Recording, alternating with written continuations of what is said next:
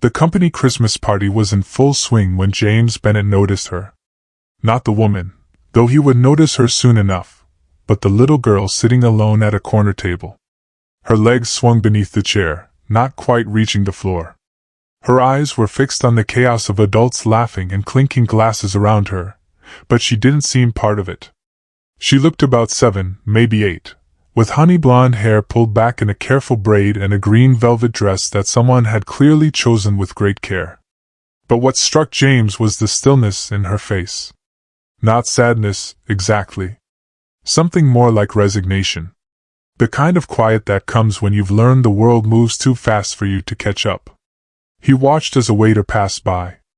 The girl didn't flinch. Didn't turn. Didn't react at all when a tray crashed somewhere behind her, drawing gasps and laughter from the crowd. James set down his glass of sparkling cider. He'd stopped drinking years ago, after the divorce, and crossed the room without thinking. He crouched down to her level, caught her eye, and signed a simple greeting. "Hello?"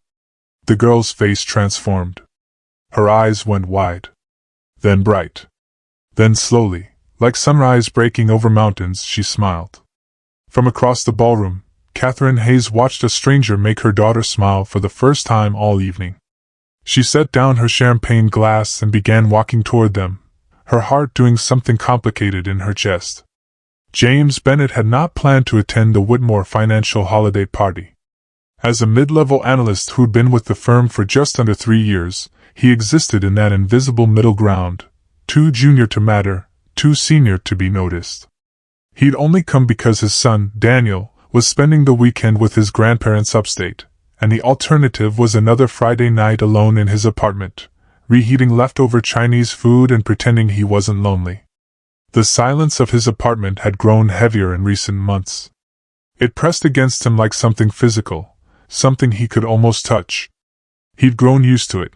The empty chair at breakfast, the quiet evenings, the way his voice sounded strange to his own ears when he finally spoke after hours of silence. The divorce had been finalized 2 years ago. He and Rachel had married young. Too young, they would both admit now. And when Daniel was diagnosed with hearing loss at age 4, the stress had exposed every fault line in their foundation. Rachel hadn't left because of Daniel's disability. She'd left because James had thrown himself so completely into learning sign language, into researching schools and therapies, into becoming the father Daniel needed, that he'd forgotten to remain the husband Rachel wanted. He didn't blame her for leaving. He blamed himself for not noticing she was already gone long before she packed her bags. Now James lived for his weekends with Daniel. For their silent conversations over breakfast. For the way his son's face lit up when James signed something funny. For the private language they built together. The rest of his life, the spreadsheets, the conference calls, the empty apartment, was just scaffolding that held those precious moments in place. He'd learned to find contentment in small things. The first cup of coffee in the morning. The satisfaction of a problem solved at work. The sound of his son's laughter on video calls. But contentment wasn't happiness. And James had stopped expecting happiness a long time ago. Catherine Hayes had built her life on control. As chief operating officer of Whitmore Financial, she managed a department of nearly 200 people. She oversaw quarterly budgets that exceeded the GDP of small nations. She maintained a reputation for being both fair and formidable. Her colleagues respected her. Her subordinates feared her slightly, which she considered appropriate, and her competitors underestimated her exactly once. At 35, she had achieved everything she'd set out to achieve. And if her personal life was somewhat emptier than her professional one, well, that was the price of ambition. Or so she told herself on the nights when her penthouse apartment felt too large, too quiet, too perfect in its emptiness. Grace had arrived in Catherine's life 4 years ago. A foster placement that had become permanent when it became clear the girl's biological parents would never be fit to care for her. Catherine had not planned to become a mother. She had not planned to fall in love with a silent, watchful child who communicated through a language Catherine didn't speak. But Grace had looked at her with those serious gray eyes, and Catherine had felt something crack open in her chest, something she'd spent years walling off. She adopted Grace formally on a Tuesday in March, and promptly hired 3 different ASL tutors, none of whom could make the signs feel natural in Catherine's hands. She was fluent in French and Italian. She could read financial statements in Japanese. But American Sign Language defeated her, its grammar alien, its spatial relationships counterintuitive, its emotional expressiveness at odds with her carefully cultivated composure. Every conversation with her daughter felt like speaking through foggy glass.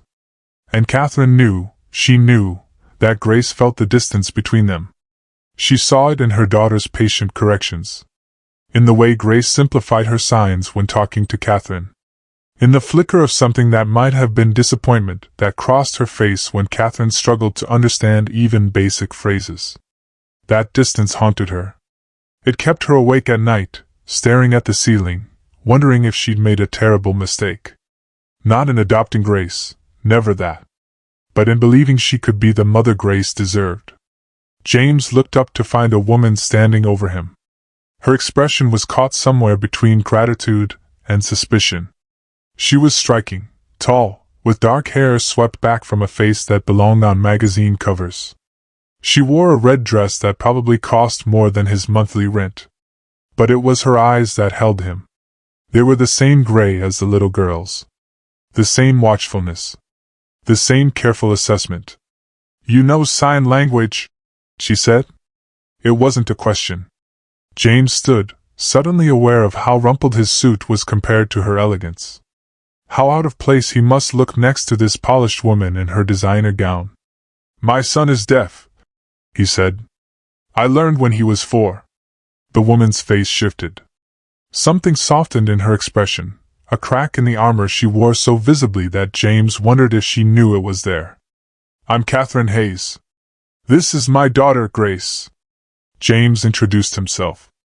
Then, because Grace was watching them with obvious curiosity, he turned back to the girl and signed. "My name is James." "What's your name?" "Grace," the girl fingerspelled carefully. Then, with a shy glance at her mother, she added, "Most people don't know how to talk to me." James felt something twist in his chest. He knew that feeling. Had watched Daniel navigate it countless times. The loneliness of existing in a world that moved too fast for silence. A world that didn't pause to let you catch up. "Well," he signed back, "I think we should change that, don't you?" Grace's smile returned, brighter than before. From the corner of his eye, James saw Catherine watching them. Her expression was unreadable. But she didn't look away. And when Grace tugged on her mother's hand and signed something James couldn't quite catch, Catherine's face transformed with a look of such naked longing that James had to look away. He recognized that look. He'd worn it himself in the early days, when communication with Daniel had felt impossible. He had never expected to see it on someone else's face. And certainly not on the face of a woman who seemed so completely in control of everything around her. The party continued around them, but somehow James and Catherine found themselves at the same table. Grace settled between them like a small, satisfied bridge. She had claimed James's attention with the single-minded focus of a child who'd finally found someone who spoke her language. She peppered him with questions about his son, his job, whether he liked Christmas, whether he had a dog, whether he preferred chocolate or vanilla ice cream. James answered each one carefully, signing with the patient clarity he'd learned from years with Daniel. He occasionally interpreted for Catherine when Grace's signs came too fast for her mother to follow. He noticed how Catherine leaned forward each time he translated. How her fingers moved slightly, as if she were trying to memorize the shapes. She was trying so hard. That was what struck him most. Not her beauty. Not her position. Not the obvious wealth that surrounded her like a second skin. It was the effort she poured into every interaction with her daughter. The way she refused to look away even when Grace's signs made no sense to her. The way she kept trying to respond in her broken, halting ASL, never giving up despite how difficult it clearly was. She wasn't cold at all, James realized. She was terrified. Terrified of failing this small person who depended on her. Terrified of the gap between them that she couldn't seem to close. He recognized that terror. He'd lived it himself, in the early days after Daniel's diagnosis. When every sign felt clumsy and every conversation felt like a test he was failing. Halfway through dinner, Catherine excused herself to take a phone call. "Work," she said with a grimace that suggested this was a familiar pattern. "Always work." Grace turned to James with a suddenly serious expression. "She thinks I don't know she's sad," Grace sighed. "But I can see it. She's sad because she can't talk to me like you can." James hesitated. He barely knew this child. Barely knew her mother. But there was something in Grace's eyes, a wisdom beyond her years, the kind that came from watching the world from outside it, that made him want to answer honestly. "I think," he sighed slowly, "your mother loves you very much. And sometimes love is hard to show when you don't have the right words." Grace considered this. Then she sighed, "Can you teach her?" For a moment, James didn't know what to say.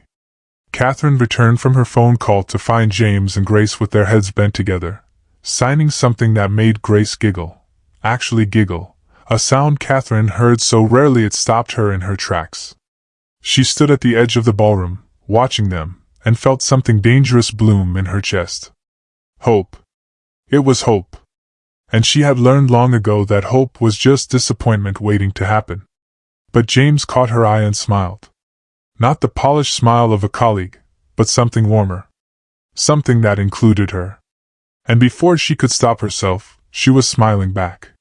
Later that evening, after the party had wound down and Grace had fallen asleep in the car, Catherine found herself replaying the night's events with a strange sense of wonder.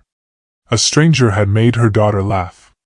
A stranger had bridged the gap that Catherine had been trying to close for 4 years. She didn't know what to do with that information.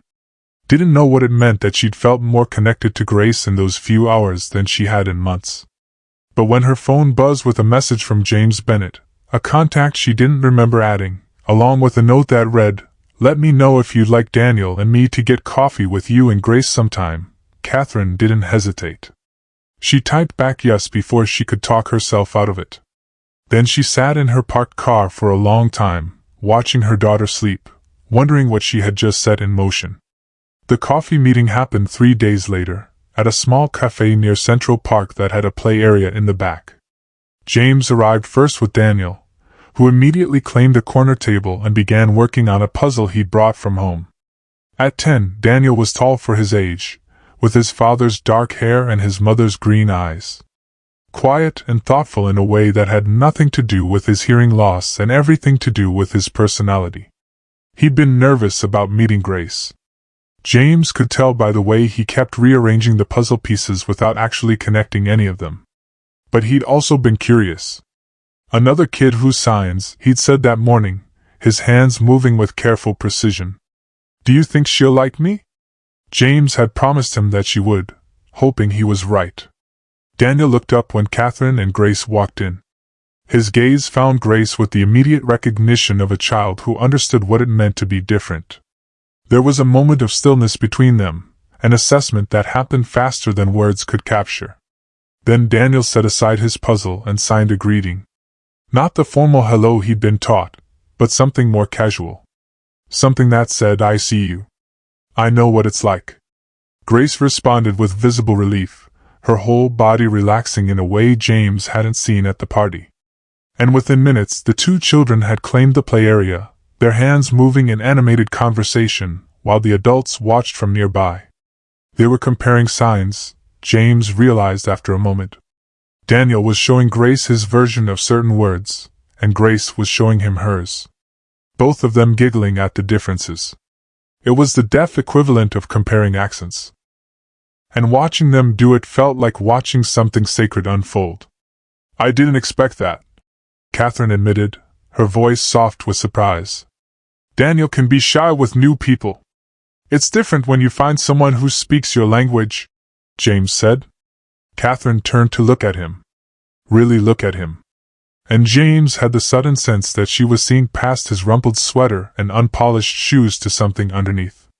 "How did you learn?" she asked. "To sign so fluently, I mean." "Fear," James admitted. "When Daniel was first diagnosed, I was terrified I wouldn't be able to communicate with my own son. So I studied like my life depended on it. Because in a way it did. Catherine was quiet for a long moment. Then she said very softly, I've tried. God, I've tried. But it just doesn't. My hands don't work that way. My brain doesn't think in science. James hesitated. Then reached across the table to touch her hand, just briefly. It's not about talent. It's about time. And it's about letting yourself make mistakes. Catherine looked at him with something like surprise. I'm not very good at mistakes. No, James said gently. I imagine you're not. The weeks that followed had a rhythm to them. A pattern that James fell into without quite meaning to. Coffee dates became regular occurrences, every Saturday morning, then Wednesdays after school, then spontaneous meetups whenever their schedules aligned. Grace and Daniel became inseparable in the way of children who have found their people. They developed their own private jokes and secret signs that neither parent could quite follow. And somewhere along the way, James and Catherine became something more than acquaintances. Though James couldn't quite name what they were becoming. He noticed the small things first. The way Catherine's face relaxed when she walked into a room where Grace was signing with Daniel. No longer anxious watchfulness, but something softer. Almost peaceful. The way she started texting him questions about signs at odd hours. Asking for clarification on grammar points that had confused her tutors for years. The way she laughed more now. A real laugh that transformed her whole face and made her look younger, less guarded, more like the woman she might have been if life had been gentler with her. And he noticed how Grace bloomed. The silent, resigned girl from the Christmas party was gone, replaced by a child who chattered constantly in sign. Who made jokes James had to explain to Catherine. Who had started teaching her mother new words with the patient exasperation of a child who knew more than her parent. But he also noticed the harder things. The way Catherine flinched when work called. The guilt that flashed across her face when she had to cut a conversation short. The way she deflected questions about herself, turning the conversation back to the children, to work, to anything but her own inner life. She was lonely, James realized. Possibly lonelier than he was. But she had built such careful walls around that loneliness that she barely seemed to know it was there. One evening, after the children had exhausted themselves at the park, James and Catherine sat on a bench while Daniel and Grace dozed on the grass nearby. The sun was setting over the city, painting everything in gold and rose. Catherine looked more relaxed than James had ever seen her. You're different with them, Catherine said suddenly. James blinked. Sorry? With the kids. You're different than you are with adults. More open. More. She searched for the word. Yourself. James considered this. Maybe I'm just more comfortable with kids. They're more honest. Catherine turned to look at him. Is that what you think I am? Dishonest? No, James said carefully. I think you're careful. I think you've had to be. Catherine was quiet for so long that James thought he'd offended her. Then she said, I wasn't always like this. I used to be softer, I think. Before. Before what? Before I learned that softness gets you hurt. James didn't ask what had hurt her. He could see it in the way she held herself. In the walls she'd built. In the way she watched the world with those careful gray eyes. Instead, he said, softness isn't weakness. And she said very quietly, I know. But it's hard to remember sometimes. Grace's transformation was impossible to ignore. Teachers at her school commented on it, how engaged she'd become in class, how willing to participate where before she'd hidden in the background. Catherine's mother, who visited from Connecticut with increasing frequency, remarked on it during every phone call. Even the usually reserved pediatrician noted that Grace seemed more confident, more communicative than she'd been at her last appointment. She's made a friend, Catherine explained, knowing that the word friend didn't quite capture what Daniel had become to her daughter. But how could she explain that her 8-year-old had found a kindred spirit? Someone who understood her world in a way Catherine never fully would. She watched Grace teach Daniel new signs. Watched them develop their own private jokes. And felt something complicated twist in her chest. Part of it was joy, pure, uncomplicated joy at seeing her daughter happy. But part of it, and she hated herself for this, was jealousy. She had tried so hard to bridge the gap between herself and her daughter. Why had it been so easy for James? Catherine knew she was being unfair. James had years of practice. A son who had taught him the language from childhood. An ease with communication that came from hard-won experience. But knowing something intellectually didn't stop the small, shameful voice that whispered, "You'll never be enough for Grace. Your daughter needs something you simply can't provide." She started pulling back. Canceling coffee dates with excuses that grew thinner each time. Making up obligations about work, about travel, about things that didn't actually exist. James noticed, of course he noticed. He noticed everything. But he didn't push. He just kept showing up. Kept signing with Grace. Kept being patient in a way that made Catherine want to scream. "You're avoiding me," he said finally, on an afternoon when Catherine had tried to drop Grace off for a playdate without coming inside. "I'm busy." "You're scared." Something about his directness, his refusal to pretend, cracked Catherine's composure. "Yes," she admitted. "I'm scared." "Of what?" "Of this. Of what this is becoming. Of what it means that my daughter is happier with your son than she's ever been with me. That she has more conversations with you in an hour than she has with me in a week." James stepped closer. "That's not true." "It is true," Catherine said, feeling tears prick at her eyes. She blinked them back furiously. "And I don't know what to do with it." "So you're going to push us away?" "I don't know what I'm going to do. But I need time to figure it out." The call from Whitmore's London office came on a Thursday afternoon, just as Catherine was leaving to pick up Grace from school. There was a crisis. The details didn't matter, there was always a crisis. And they needed her on a flight that evening. Catherine stood in her office, phone pressed to her ear, and felt the familiar weight settle onto her shoulders. She could go. She had gone before many times. Leaving Grace with the nanny service that specialized in deaf children. It would be fine. It was always fine. But for the first time, she hesitated. "Call James," some voice in her head whispered. "Ask him." The thought was terrifying. Not because she doubted James's ability to care for Grace, she'd seen enough to know he would be wonderful. But because asking felt like admitting something she wasn't ready to admit. That she needed him. That they needed him. That the walls she'd built were crumbling, and she didn't know how to stop them. She called anyway. James answered on the second ring.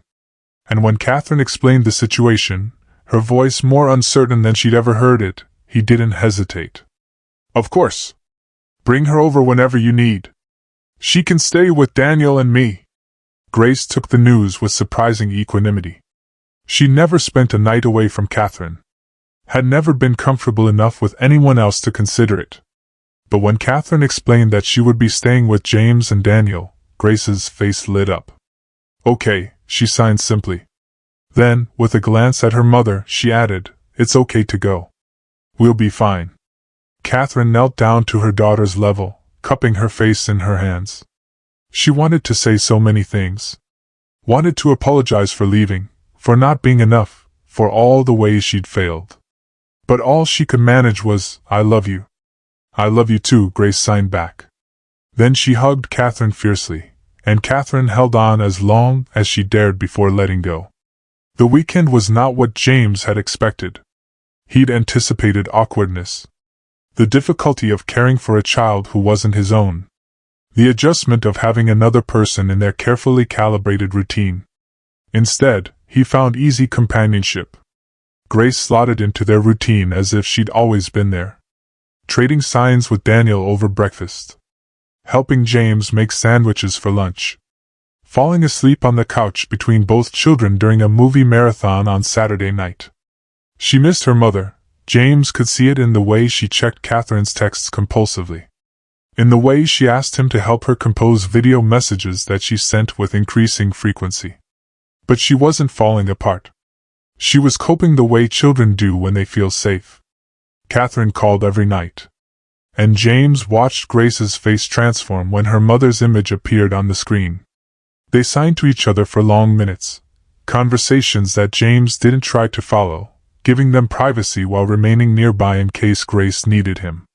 On Sunday night, when Catherine's face crumpled slightly as she signed that her flight had been delayed another day, James saw Grace reach out and touch the screen as if she could comfort her mother through the glass. "It's okay," she signed. "James is taking care of me." Catherine's eyes found James's over Grace's shoulder, and she mouthed two words, "Thank you." James nodded. Later, after Grace was asleep, Catherine called again, just for him.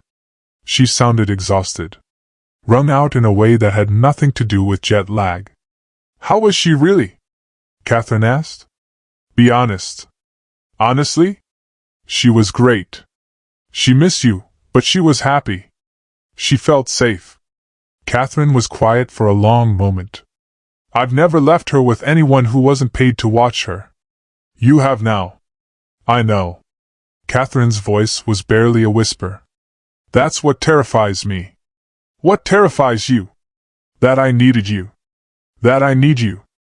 And I don't know how to do that." James closed his eyes. "Then maybe we figure it out together." Catherine came home on a Tuesday evening, her flight having been delayed twice more, her patience worn to threads. She went straight to James's apartment, not even stopping at her own place to drop off her luggage. And when James opened the door, she could hear Grace and Daniel laughing somewhere inside. For a moment, she just stood there, taking in the warmth of the apartment. The smell of something cooking. The sound of her daughter's happiness. It hit her then, standing in that doorway. This was what she'd been afraid of. Not that Grace would be unhappy without her, but that Grace would be happy. That her daughter would thrive in a space Catherine hadn't created, surrounded by people Catherine hadn't chosen. And that this thriving would somehow prove Catherine wasn't enough. But standing there, listening to her daughter laugh, Catherine felt something unexpected. Gratitude. Pure, uncomplicated gratitude for this man who had opened his home to her daughter without hesitation. Who had made Grace feel safe enough to be herself. James stepped aside to let her in. And she walked past him into the living room, where Grace was teaching Daniel an elaborate handshake that involved signs for secret words. The room was messier than Catherine's penthouse ever was. Pillows on the floor. Art supplies scattered across the coffee table. A half-finished board game abandoned on the rug. It looked lived in. It looked like home. Grace spotted her mother and launched herself across the room, wrapping her arms around Catherine's waist with a force that nearly knocked her over. "You're back." Grace signed, her face buried in Catherine's stomach. "I'm back. I missed you so much." Grace looked up at her, gray eyes serious. "I missed you too. But I had fun." "Is that okay?" Something in Catherine's chest cracked open. "Yes, baby. That's more than okay." Later, after Grace had shown Catherine every drawing she'd made, every game she'd played, every sign she'd learned from Daniel, Catherine found James in the kitchen cleaning up from dinner. She stood in the doorway for a moment, watching him. He moved with easy efficiency, comfortable in his space in a way Catherine never quite was in her own home. "Thank you," she said. "For everything." James turned, dish towel in hand. "You already said that." "I know. But I mean it. I couldn't have." She paused, searching for words. "This wouldn't have been possible before." "Before what?" "Before you." James set down the towel and crossed to her, stopping close enough that she could see the flecks of gold in his brown eyes. "Catherine, I need you to know something. I'm not trying to replace you in Grace's life. I know that. Do you? Because you looked terrified when you left. Like you thought we might not be here when you got back." Catherine felt tears threaten again. And this time, she let them come. "I've never needed anyone before. Not like this." James reached up to brush a tear from her cheek. "Is that so terrible?" "Yes," she admitted. "And no. It's just new." December arrived with the first snow of the season, transforming the city into a winter wonderland that made the children giddy with excitement. Catherine found herself counting down to the company Christmas party. Not dreading it for once, but actually looking forward to it. A year ago, she'd stood in that ballroom watching her daughter sit alone, wondering if things would ever get easier. Now Grace was planning her outfit with Daniel's help via video chat, debating the merits of red versus green velvet with the seriousness of a fashion executive. James had been invited as Catherine's guest, a decision that had raised eyebrows among her colleagues. Catherine Hayes didn't bring guests. Catherine Hayes barely brought herself. But when James arrived at her apartment to pick them up, they'd decided to ride together, a small intimacy that felt larger than it was. Catherine found she didn't care what anyone thought. Daniel was wearing a clip-on tie that kept going crooked. Grace was fussing over him with sisterly exasperation. And James was looking at Catherine like she was something precious, something worth protecting. The party was different this year. Catherine watched her daughter move through the crowd with confidence, Daniel at her side as interpreter and friend. She watched colleagues approach Grace and actually try to communicate, fumbling through basic signs that James had taught them in a quick crash course. She watched her daughter laugh, really laugh, head thrown back, soundless but joyful, and felt something settle in her chest. This is what it's supposed to feel like, she thought. Connection. Belonging. Family. Near the end of the evening, James found her standing near the same corner where Grace had sat alone last year. He didn't say anything. Just stood beside her and followed her gaze to where the children were showing off their signs to an admiring crowd. "She's different," Catherine said softly. "More herself." "You are too," James replied. "Am I?" James turned to look at her. "When I first met you, you were holding yourself so tightly I thought you might shatter. Now you're breathing." Catherine felt a laugh bubble up, surprising her. "Is that a compliment?" James smiled. "The highest." Catherine thought she knew what family meant. She'd grown up in a family, distant parents, a brother she rarely spoke to, a childhood defined by expectations and achievements. She'd made her own family when she adopted Grace. A choice born from love, but executed with the same determination she applied to everything. But the family taking shape around her now was something different. Looser, warmer, more chaotic in ways that should have terrified her but somehow didn't. Sunday dinners became a tradition. Not at restaurants, but in James's apartment or Catherine's penthouse. The children helping to set the table while the adults argued amiably about whose turn it was to cook. Grace started spending weekends at James's place even when Catherine was in town, returning home with stories about pillow forts and pancake experiments, and signs that Daniel had taught her. Daniel started asking Catherine for business advice for the lemonade stand he wanted to start, approaching her with the same formal seriousness he applied to everything. And James was there. Not intruding. Not pushing. Just present in a way Catherine had never experienced from anyone. He didn't try to fix her.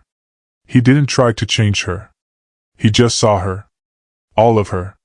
Including the parts she'd spent years trying to hide. One night, after the children were asleep and the apartment was quiet, Catherine found herself sitting on James's couch with a glass of wine in her hand, watching him finish the dishes. She'd been thinking about something Grace had signed earlier, a casual comment that had lodged in Catherine's chest like a splinter. "Do you think they'll be okay?" she asked. "The kids? If this," she gestured vaguely between them, "if this becomes something more." James dried his hands and came to sit beside her.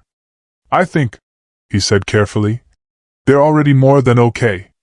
They've found each other. Whatever happens with us, they have that. And what do you want to happen with us?" James was quiet for a long moment. Then he said, "I want whatever you're willing to give. I'm not going to push you, Catherine. You've been pushed enough." Catherine set down her wine glass. "What if I'm willing to give more than I thought?" James's eyes searched her face. "Then I'll be here for as long as you want me." The second Christmas party came and went. And then New Year's. And then the long gray stretch of January that always made Catherine want to hibernate. But this January was different. This January, she had people to hibernate with. They didn't rush anything. There was no grand declaration, no formal definition of what they were becoming. James still had his apartment. Catherine still had her penthouse. And the children still split their time between the two. But the boundaries were softer now. More permeable. Toothbrushes appeared in bathrooms. Keys were exchanged. Grace started calling James's place our other house. And Daniel started asking Catherine to sign his permission slips because she was getting better at it, a skill that made James pretend to be offended and Catherine pretend to be innocent. Spring arrived with cherry blossoms and longer days. And Catherine found herself doing something she hadn't done in years, planning for the future. Not the corporate future. Not the quarterly projections and 5-year plans that had dominated her life for so long. A real future. With birthday parties and summer vacations and maybe, someday, a house with a backyard where the children could play. She brought it up to James on a warm evening in April, sitting on the fire escape of his apartment, while the kids watched a movie inside. "I've been thinking," she said, "about what comes next." James waited, patient as always. "I have a lot of money," Catherine continued. "And you have Daniel. And I have Grace. And together we have, whatever this is, family," James said simply. Catherine felt her throat tighten. "Yeah. Family. So what do you want to do with it?" Catherine looked at him, at this man who had walked into her life at a Christmas party and quietly, steadily changed everything. "I want to build something," she said. "With you. Something real. Something that lasts." James smiled. And in that smile, Catherine saw the future she'd been too afraid to imagine. "Then let's build it." They moved into the new house on a Saturday in June. A modest brownstone in Brooklyn with a backyard just big enough for a garden and a tree perfect for climbing. The movers had finished hours ago, but nobody had bothered to unpack. Instead, they sat in the empty living room, surrounded by boxes, eating pizza off paper plates while evening light streamed through the windows. Grace and Daniel had claimed their rooms, adjacent, connected by a bathroom they'd have to share, and were currently engaged in a serious negotiation about shelf space that involved elaborate signs and occasional dramatic sighing. They'd already decided Daniel would take the room with the bigger closet because he had more books, and Grace would take the one with the window seat because she liked to read in natural light. These were the kinds of compromises children made when they were becoming siblings. Catherine watched them, marveling at how natural it seemed. How right. "This is chaos," she said to James, gesturing at the boxes, the children, the pizza grease on her designer blouse. "This is family," James corrected. "Same thing." Catherine laughed. And the sound surprised her, not because laughter was new, but because it came so easily now. She hadn't known she could be this version of herself. The version that didn't need to control everything. That could sit in a mess and feel at peace. James reached over and took her hand, threading his fingers through hers. "No regrets?" he asked. Catherine considered the question seriously, because she owed him that. She thought about everything she'd given up to get here, the image of herself as someone who didn't need anyone, the armor she'd worn for so long she'd forgotten it wasn't skin. She thought about everything she gained, a partner who saw her, a daughter who was thriving, a son who wasn't hers by blood but who had claimed a piece of her heart anyway. A family that had grown not from obligation or duty, but from something simpler and more terrifying, love. "No regrets," she said, and meant it. Later that night, after the children were asleep and the house was quiet, Catherine stood at the window of the master bedroom, looking out at the backyard. The moonlight silvered the grass. Somewhere in the distance, a dog barked once and fell silent. James came up behind her, wrapping his arms around her waist, resting his chin on her shoulder. "What are you thinking about?" he asked. Catherine leaned back into him, feeling his warmth against her back. Solid and real. "That night at the Christmas party," she said. "When you signed hello to Grace." James was quiet for a moment. "I almost didn't go, you know. To the party. I almost stayed home." "I'm glad you didn't." "Me too." They stood there together, watching the moonlight paint shadows on the lawn. And Catherine felt something she chased her whole life without ever catching. Peace. Not the absence of conflict or the silence of solitude. But real peace. The kind that came from being exactly where you were supposed to be, with exactly the right people. From somewhere down the hall, a light flicked on. Grace appeared in the doorway, Daniel a sleepy shadow behind her. "We can't sleep," Grace signed. "Can we stay with you?" Catherine looked at James. James looked at Catherine. Then they both smiled and opened their arms. The children tumbled into the room, into the bed, into the family they were still becoming. And in the quiet that followed, not empty silence, but the full silence of people who didn't need words to be understood, Catherine finally knew what it meant to belong. Sign language had brought them together. But love, patient and persistent, had made them whole. Outside, the first fireflies of summer blinked in the darkness. Inside, 4 people breathed together, dreaming the same dreams. It wasn't the ending Catherine had planned. It was better. It was real.